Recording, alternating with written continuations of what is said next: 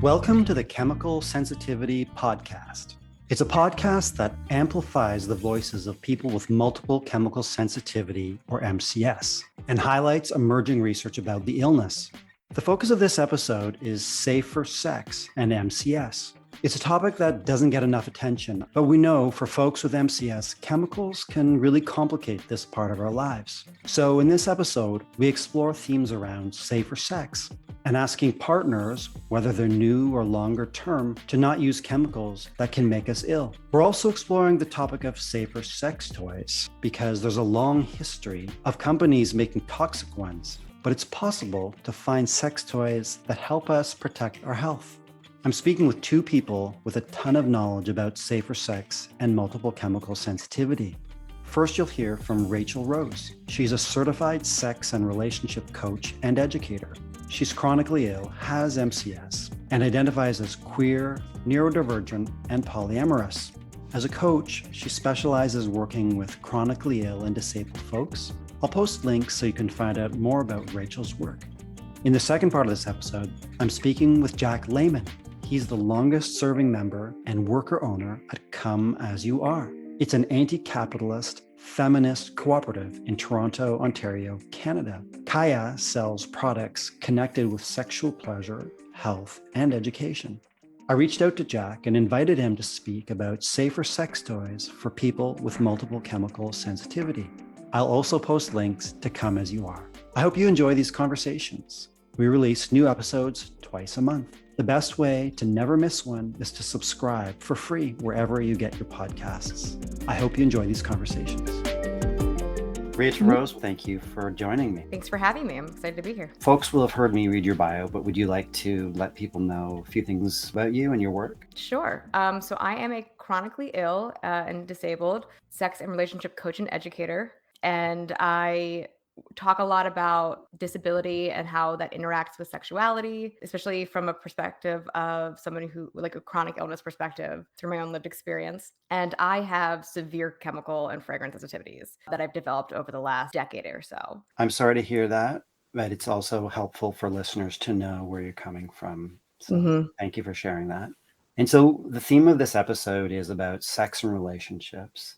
And I wanted to start off by asking you about some strategies that you might suggest for folks who have fragrance and chemical sensitivities so they can partake in sex and enjoy it and stay safe as much as possible. And so we're talking about avoiding triggers. Do you have any tips on, I know it's a pretty big question, but any tips for folks about how to stay safe? So I will start off by saying, like, this is a challenge for everybody, right? I think it's important to acknowledge that having fragrance and chemical sensitivities is a challenging thing to navigate in the world we live in. It's a challenge anytime you need to interact, especially with other people, but especially when it comes to dating and relationships. There's some good ways to try to navigate things. It does vary heavily. Obviously, everybody with chemical sensitivities has a little bit of a difference to it. So I can speak from my own experience. I know that there are people out there who have far less significant sensitivities and far more significant sensitivities. So it's obviously a wide spectrum. Were you thinking more like going out and meeting a new person, or are you talking more about like established relationships or like somebody developing a sensitivity? It's important to make a differentiation between the two because they're kind of different. And so let's talk about them. Which one do you want to start with? So let's just start with established relationships. And I think that what we have as far as navigating established relationships kind of surpasses just dating and romantic relationships into friendships and like navigating things with family members. I think coworkers is kind of a little bit of a different type of relationship that has to be navigated maybe slightly differently. But like the close personal relationships, I think a lot of them have a lot of overlap. And I think that it can be really helpful, especially if it's like something that you've acquired in the time that you've known the person, so that there was a point of time where they knew you as a person who didn't have these sensitivities. And I think that sometimes people can have a harder time getting on board with it when it's something that like, oh, but you were fine with this hairspray last time I used it. There's like, I don't know if it's some cognitive dissonance there that people are like not really sure how these things have just manifested, much like the people experiencing it are also really not sure how these things happen sometimes. But I think that trying to explain to people in general is that, one, it's not the smell that's making me sick. It's the chemicals that create the smell.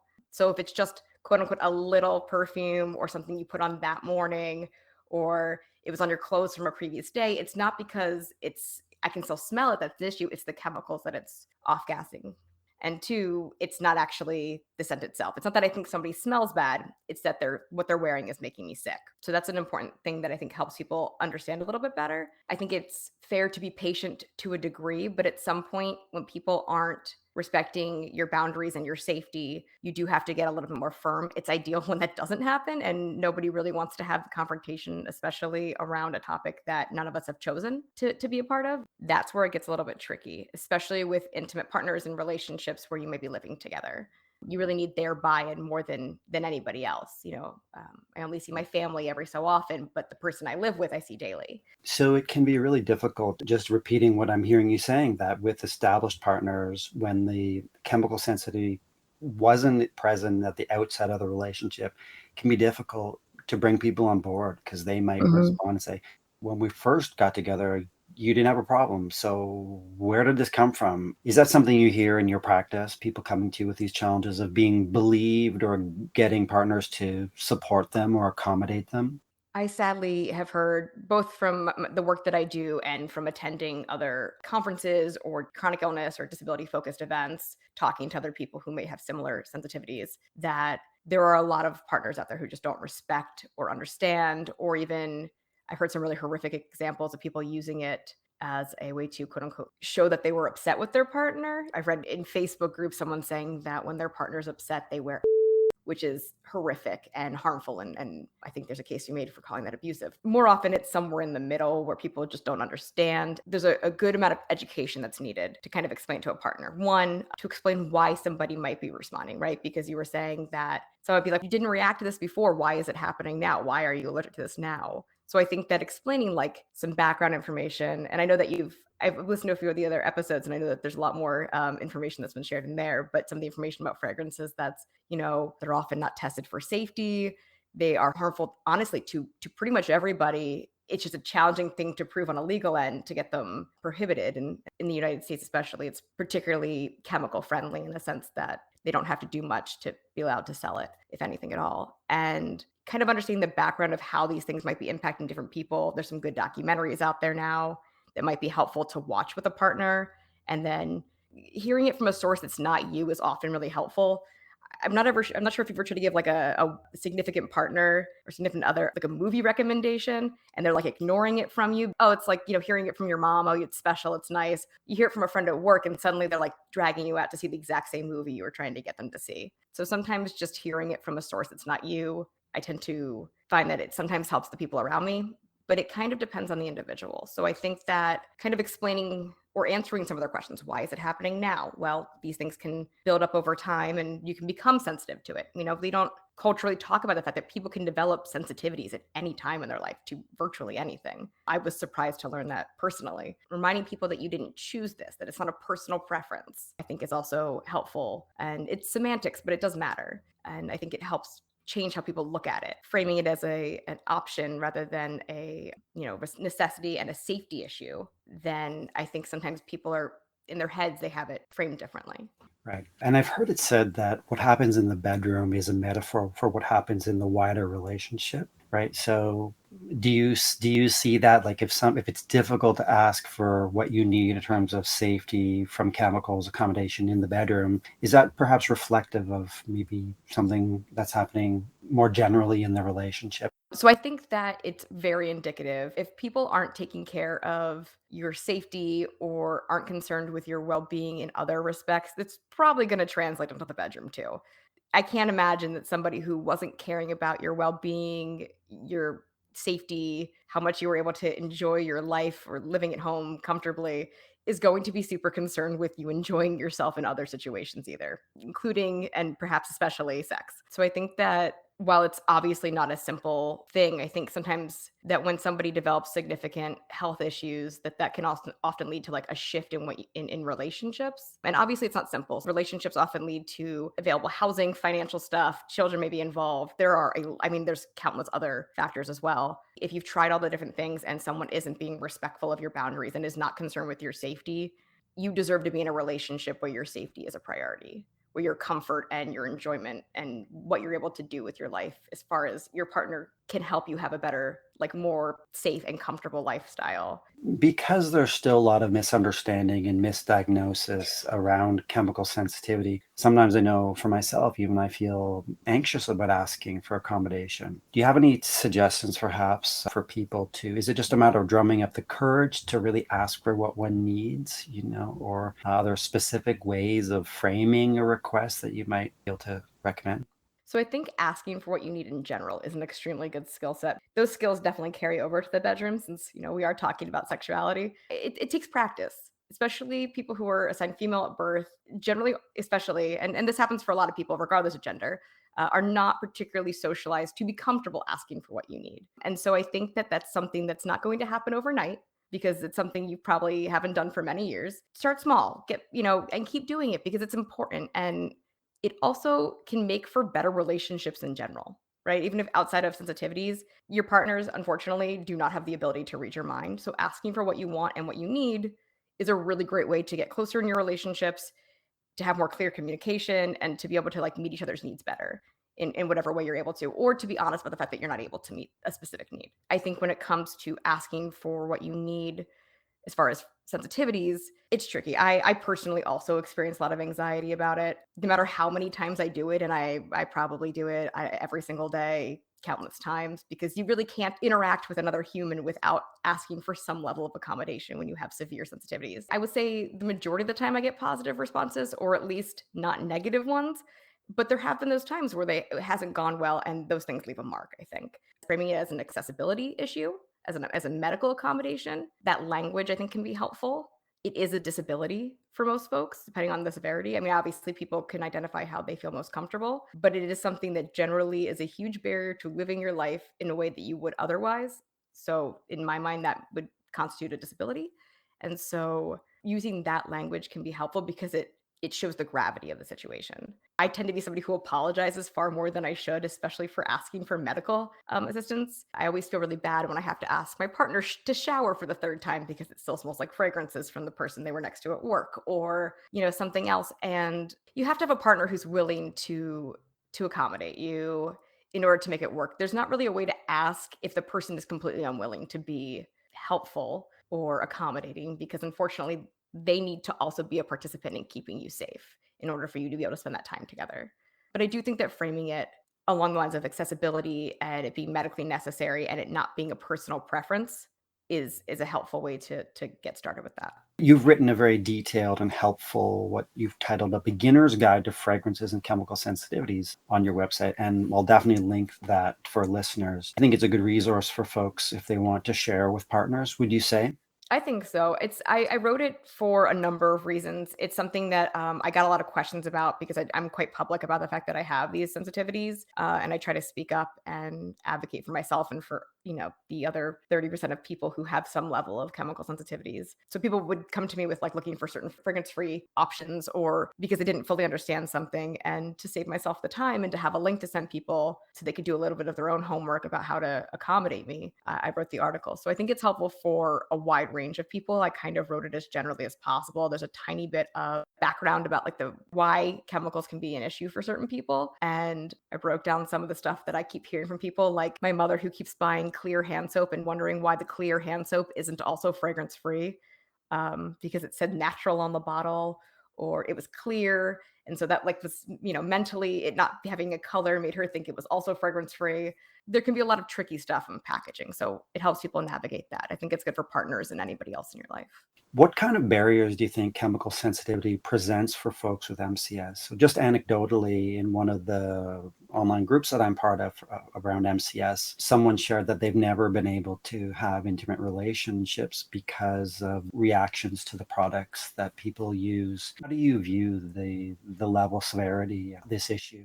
I think that there are literally countless ways this presents issues for people because we live in a society where I think, and I might be a little bit off on the statistics, but I think it was like 96 or 97% of all personal care products contain fragrances, some mashup of like 4,000 different chemicals and unknown quantities, and it's impossible to avoid. Even in my own home, I know that there's things that I have to keep in the garage or I keep outdoors because it's something that was necessary, but also makes me sick.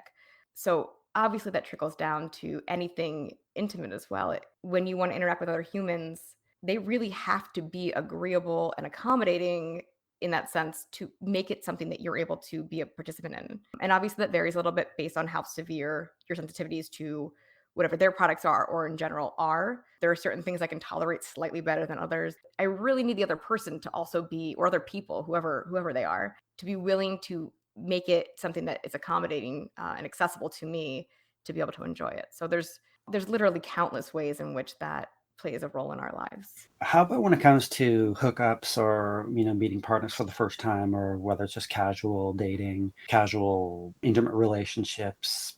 Easier, harder, different than those longer term relationships to ask for what you need to stay safe? I think that in casual dating and hookups, I think it can be in a way a little bit easier because you can do it in a way, or at least I tend to, where I let people opt out of it. If they're not willing to be a part of it, they're not willing to make things accessible to me, I'm not really interested in getting to know them or spending time with them. That's something I think I decided for myself a few years ago, where I just realized that where there were so many people in my life who just didn't make it seem like a big deal, you know? And why was I putting up with people who made me feel bad about something that I literally couldn't change? It just isn't worth my time. And listen, me personally, and I recommend this to everybody else, don't have sex with someone who's not willing to keep you safe. They're not going to be a good partner to have in bed. They're probably not going to be that concerned with your pleasure or the experience that you're having in other ways. You can do better and you'll have more fun doing it. That's part of it. I think for me, when it comes to the way that I handle it going into it is like if I have a dating profile, I'll put like allergic to fragrances. I enjoy breathing. Please be willing to accommodate. It's often a good conversation starter. People often don't understand it. I get a lot of really silly messages, typically from men. I date people of all genders, so it's interesting to see how there's a difference in the messages I receive about that, where people are like, does that include deodorants? Does that include detergents? And I don't know why people think there are exceptions to the rule when you have a sensitivity, but I tend to find that most people, especially because I knew that going into it, are really respectful. There's a lot of education that's done on my part. And I often send them the link to the article that I wrote because it saves me time and energy. And it explains a lot of the stuff I'd have to explain because even if they're super willing to, there's a lot of times not a full understanding of what that means. I will say that one thing tends to trip people up a lot would be laundry detergent because people don't recognize that even if they haven't washed it recently and had previously washed it in a certain product, the smell will linger. And that's how these fragrance chemicals are designed. They are meant to stick around. It often takes a little bit of extra explanation to explain to people that, like, in order to be around you, like, I need the clothes not to smell. And that can take several washes.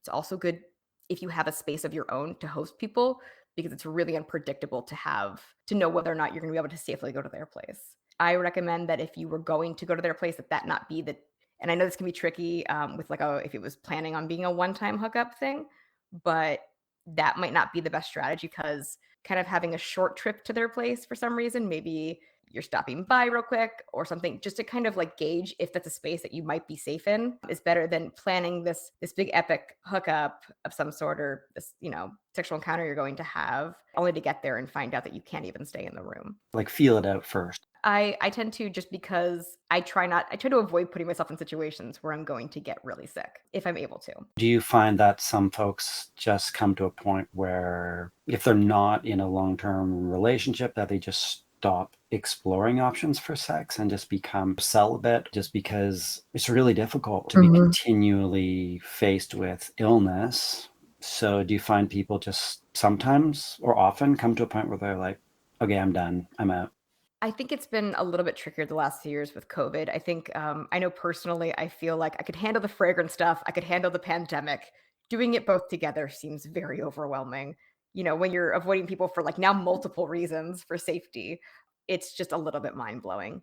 I haven't found a ton of people who have kind of given up on that as a whole, although I understand where that thought process comes from. And if someone were to do that, I would get why.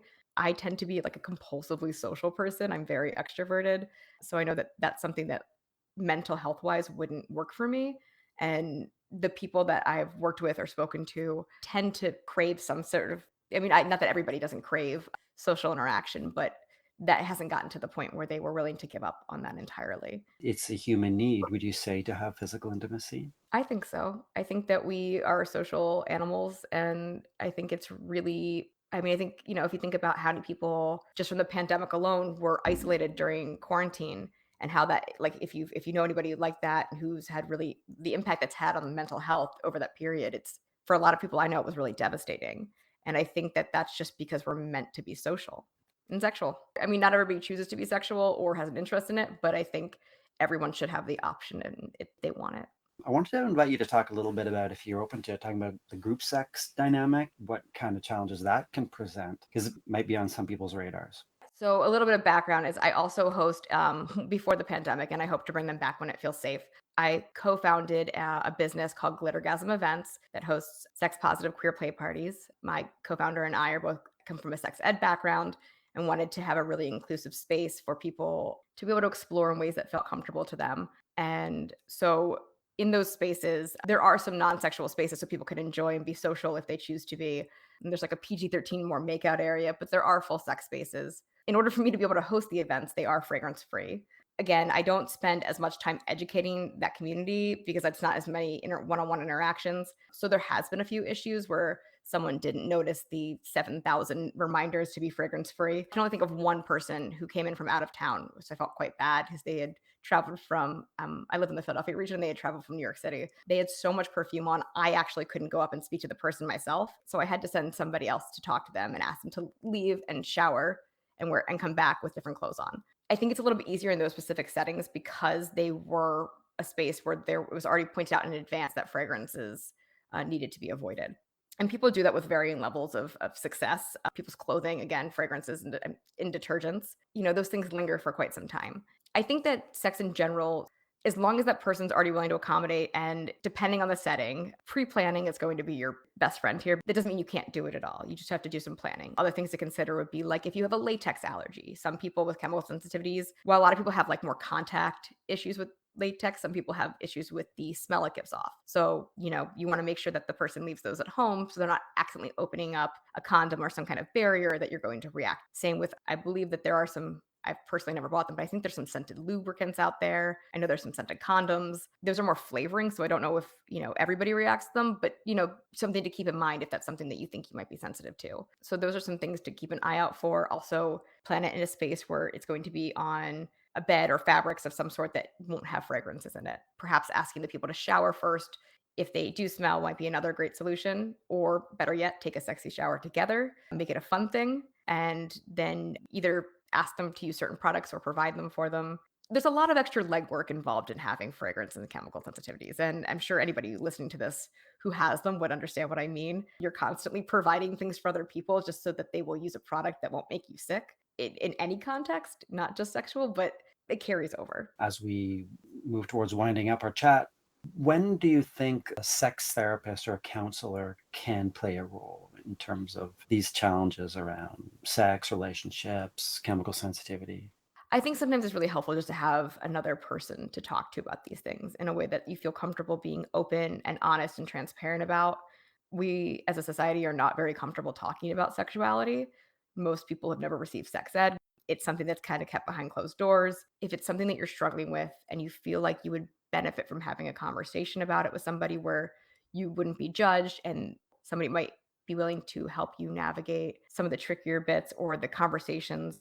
Therapists can be great, or coaches or counselors of other sorts can be great with things like helping you come up with a little spiel that you can give to people. I know that when I first started developing sensitivities, not even it was actually a work related issue. I sat down with my therapist at the time and literally came up with, how do I explain this to my coworkers?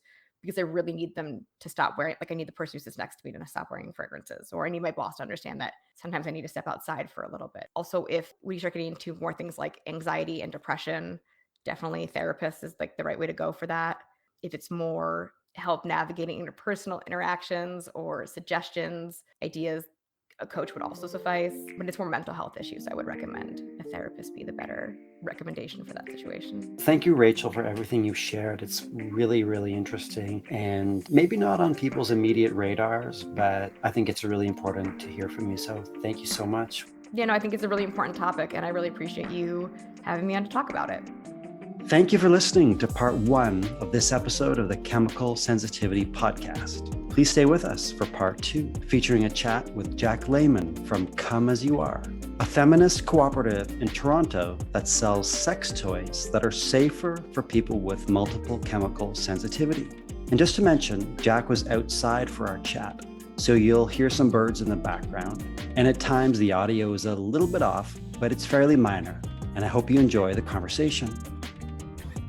Well, hi, Jack. Thanks so much for joining me on the podcast today. Thank you. I'm so happy to be here.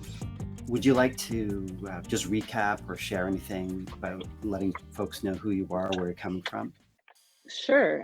So my name is Jack Lamon. I'm a worker owner and member at Come As You Are. So we're actually the world's only cooperatively owned sex shop. I've been here for about 20 years, and I've been the lead product buyer for about 15 or 16 of those years. So I have a particular interest in, sexuality, gender orientation, and then both from my personal experiences and my experiences working in the shop and helping customers, I'm definitely very familiar with MCS and chemical sensitivities generally. Thank you for sharing that. So you are a person who lives with chemical sensitivities. I do. It is something that I have struggled with since I was a child. I think I had a very hard time figuring out what it was I was sensitive to. I think that I've largely, for the most part, I've been able to get on top of it. I've gone through years where I don't seem to have the same sensitivity to chemicals that I sometimes do. But anytime I have some sort of adverse immune system issue, it comes right back. Yeah, like I said, it's something that's been lifelong struggle for me. I understand. And thank you for sharing that. When we talk about sex toys, what kinds of things are we talking about? I know on the Kaya website, there are different categories: vibrators, Yeah, dildos, strap-ons, harnesses, sure. anal sex toys, masturbation sleeves and rings. You don't need to go into detail about all of these, but what are sex toys and who are they for? So we would consider almost anything that a person might use to increase pleasure or sensation during sex to be a sex toy. So for us, it's not just things like, vibrators or dildos. We also consider lubricants, some condoms to also be sex toys. But really, it's any sort of device. Some people would consider it like an assistive device, formerly called marital aids. But we obviously not just for married people anymore. But yeah, anything that we incorporate into our sex lives that sort of isn't a person can be a sex toy. So, for some folks, that might be something you purchase in a sex shop. For some folks, that might be an organic cucumber. Who are we to judge? Right. And we're talking about sex toys for all kinds of people, right? For Hmm. LGBTQ2S plus folks, Sure. for gender non-conforming people, for everyone. Sure. And I think that's the thing that I've always really appreciated about Come As You Are is that it truly is a sex shop for everyone. And we often, we'll hear customers walking by in the street and be like, oh, that's the gay sex shop, or that's the feminist sex shop, or that's the co op sex shop.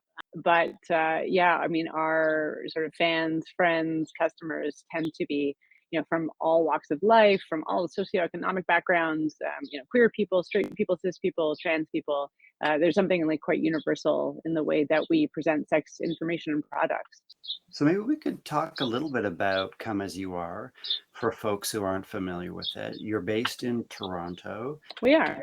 And maybe could you give us a little bit of a history of the store and the business and the Yeah. philosophy? Yeah. So it's our 25th anniversary this year. We opened in 1997.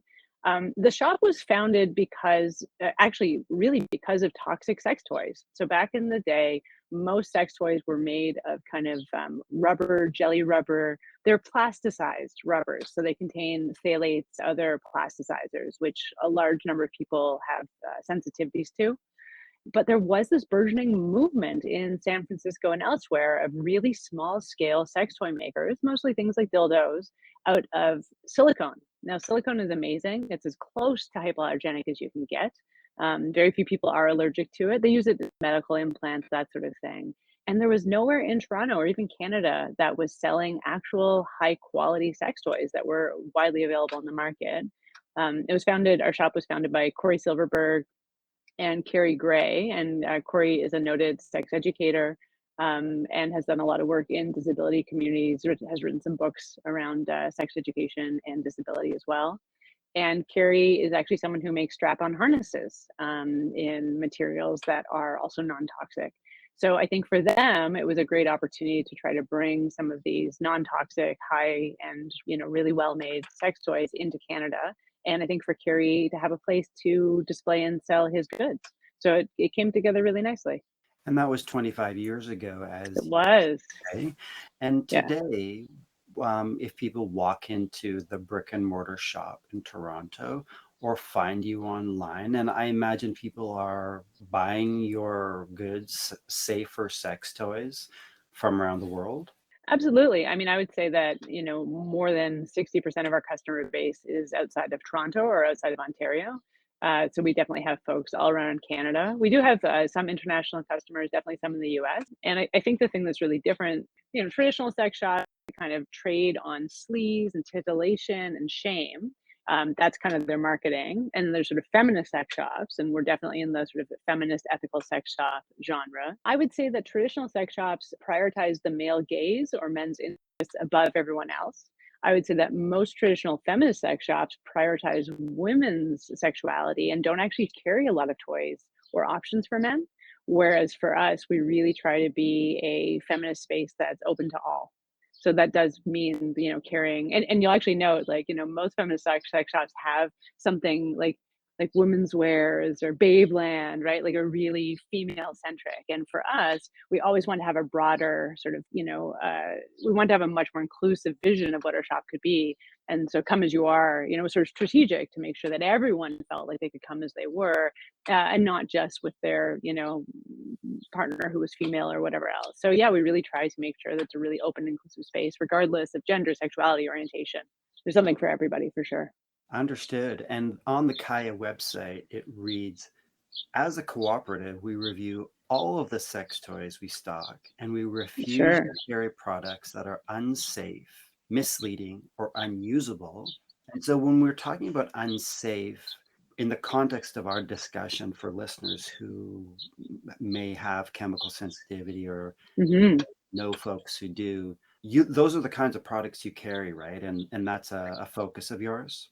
Absolutely. I mean, so, when people hear that we try every sex toy before we stock it, they feel like, oh, everyone thinks that's like the most fun job. But the reality is, most sex toys are terrible or harmful or poorly made. So, it's not as glamorous, I think, because we wade through a lot of, bad stuff to get to the good stuff. And we do want to really make sure that, our customers really trust us. I think that we have a really unique relationship with the folks who, visit the shop, or online.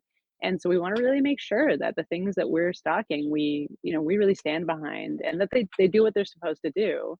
Now, not everything we stock is going to be safe for everybody. So, we do have lubricants that have chemical preservatives, namely, mostly parabens.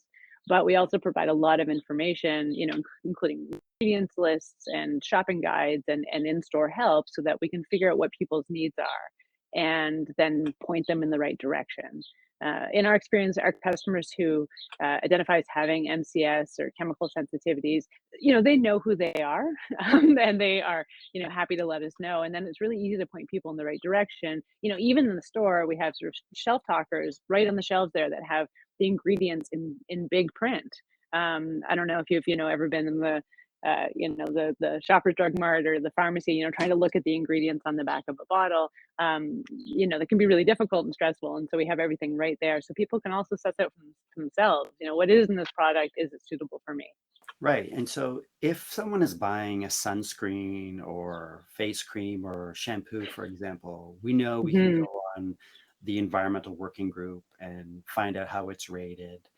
And Sure. that's something that you're doing, right? You're providing a service for folks. And so Mm. what are you noted silicone, right? Hmm.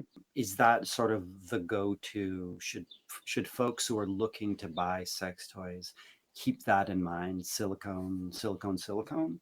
I think in this day and age, there's no reason to buy a jelly rubber product. So whether that's a vibrator or a dildo, silicone has come down so far in price that it is actually either as affordable or almost as affordable as a toxic toy. So, it's sort of a no-brainer now. But, if folks are interested in sex toys, like other materials that might be appropriate, we have a good selection of glass. Glass is amazing. It's close to hypoallergenic as you can get. Similarly with stainless steel, and we do carry a small collection of wood toys that have a non-porous hypoallergenic coating. Now, and I have to say, like, I don't believe anything is hypoallergenic. I think that you can find someone who's allergic to everything. So we always, when manufacturers say something's hypoallergenic, I usually like to put it in air quotes. That is, chances are you won't react to it, but someone's allergic to everything or has a sensitivity. So, nothing's guaranteed, but I think I read a stat fairly recently that more people are allergic to water than to silicone. So it tends to be a really great option. Could I ask you to talk a little bit about maybe some of the most popular sex toys that are safe for folks with chemical sensitivity? Yeah, so, for us, we don't talk about sort of best-selling or most popular toys only because, I feel like so often, people do just like, what's the most popular thing? And just because a lot of people like something, it doesn't mean you will. Everyone's so different, right? We have so many people who come in with their best friend who are like, you have to get the magic wand. They're like, I have one, it's the best thing ever. Well, and it's true. The magic wand, it's a very powerful vibrator, but I would say that, half the world thinks it's the best thing ever. The other half thinks it is way too powerful and they buy it and it winds up being a back massager. But, having said that, the magic wand is a classic. Now, the classic magic wand does have a vinyl head. So it does mean that, vinyl does have chemical plasticizers in it, but they've updated it. So now the Magic Wand Plus and the rechargeable are ABS plastic in the body, and then the head is silicone. So again, it's a really great non-toxic toy. We would heartily recommend anything from Fuse Silicone. They're actually a Canadian company located just outside of Peterborough, Ontario, and they have been making like high quality body safe sex toys. I think for now more than 15 years. A really great small ethical company, really cares about their customers, and they only work with medical grade silicone. And then in terms of lubricants, if you're someone who has multiple chemical sensitivity, but you don't have a lot of like other allergies, like say to flax or aloe, that sort of thing, then something like a lubricant from Hathor Sutil would be great. They're a Victoria-based lube maker. It's actually a mother-daughter team. And, I cannot imagine making lube with my mom, but like, isn't it so lovely that someone in the world has that kind of relationship with their parents that they make these really amazing organic lubricants? All of their stuff is chemical free. It's all, so tested. So it's a really great option. But, we do divide people into sort of different categories in terms of like, there are people who have just a lot of allergies to things. And there are folks who are specifically sensitive to chemicals. And some people may experience both. But we do find that our recommendations for MCS folks is actually kind of different than for folks who kind of have more broad-based allergies. So if folks jump on the Kaya website, they can take a look around, obviously, and reach out to you and ask some questions if needed. Oh yeah, please do. Yeah, we love questions. I mean, people can reach us via email or phone or come in the store or social media. We're widely available.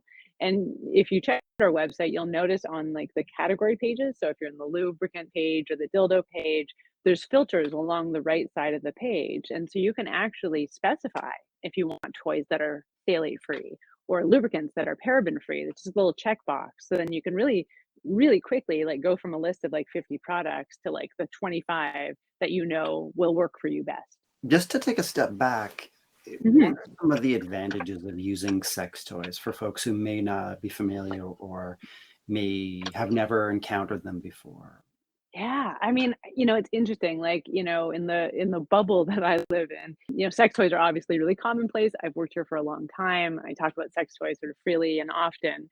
And it is easy to lose sight of the fact that, oh, yeah, for most people, sex toys aren't part of their everyday, aren't part of their everyday life. So we really truly believe that sex toys can change the world and can be a way to experience pleasure and sensation where sometimes our bodies aren't able to access that on our own, or sex toys can heighten those experiences. So a couple examples, people often say to us, oh, I don't need lubricant. And it's not really a matter of needing lubricant or not, but reduced friction between bodies, no matter what sexual activity you're participating in, is a positive thing. All forms of sexuality, all forms of sex tend to feel better with lubricant. So a lubricant test is a really fundamental, really basic sex toy. So everyone should have some.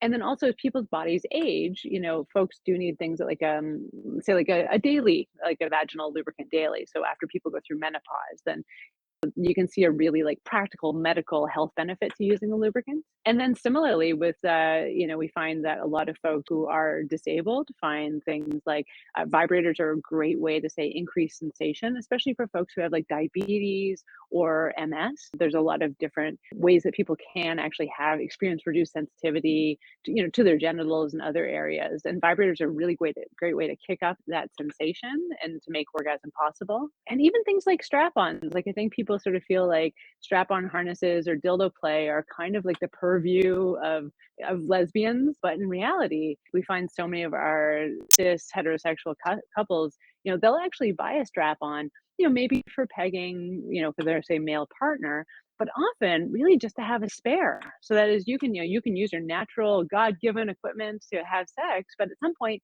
everyone does get tired. So it's kind of nice to have something else to kind of continue the play. So I think that sex toys really like overcome these very natural human limitations to what our bodies can or can't do, whether you identify as someone with a disability or not. Sex toys just kind of make it much easier to get in touch with desire, to experience pleasure, to increase sensation. And do you see it as an accessibility issue when we're talking about folks with chemical sensitivity? Do you see it as a case where folks with MCS have been unable to access or use these products for a long time? Absolutely. I mean, it's horrifying to think about what used to be in sex toys and a lot of everyday household products as well. I think that the world views MCS folks as a bit of a minority, but I actually believe that we're all chemically sensitive, whether we're aware of it or not.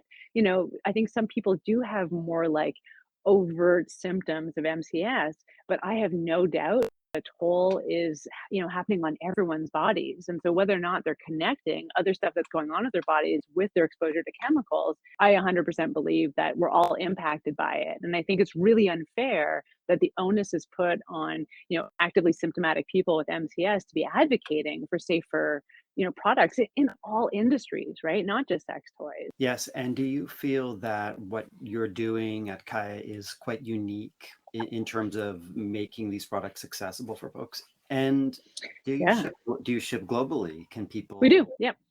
anywhere can order from your store? Absolutely. And I think that, even for folks in other centers, like, if you inform yourself and, you figure out which brands are safe, which aren't, you can walk into any sex shop, but, do not rely on what people in retail stores are telling you. I mean, maybe aside from our own, because it's not so much that they mislead intentionally, but, manufacturers put out a lot of incorrect information. So legally, a product only has to have silicone in it to be considered a silicone sex toy.